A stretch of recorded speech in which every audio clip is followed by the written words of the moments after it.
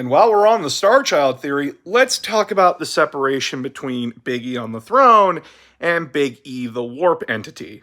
And I get it, this is confusing. Are they not the same person? No, they are not the same person. You see, in Warhammer 40k, the warp works in a way of collective consciousness. If a race with psychic potential believes in something hard enough, it will manifest in the warp as an entity.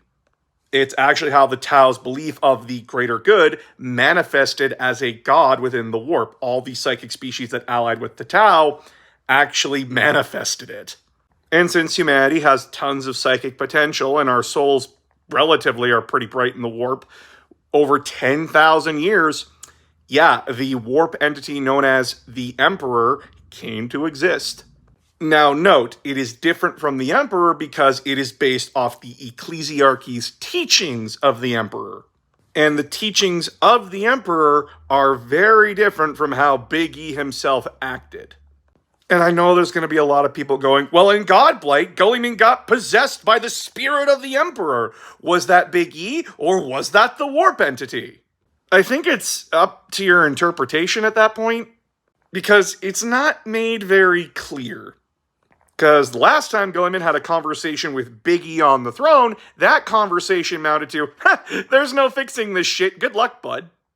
Whereas the entity that possessed Guilliman said that there is a chance for Mortarion to be redeemed and to come back.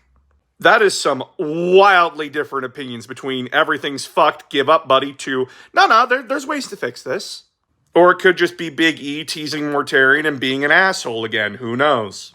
Essentially, if you read the Horus Heresy and then you read 40k, the Emperor from the Warp acts very differently than the Emperor we see in Warhammer 30k. And that, yes, the Emperor himself is a very powerful individual, but he's not capable of doing the things that we see the Emperor, the entity, do both in the Horus Heresy and modern 40k. As an example, I don't think the Emperor is powerful enough to give the Sisters of Battle their special miracles.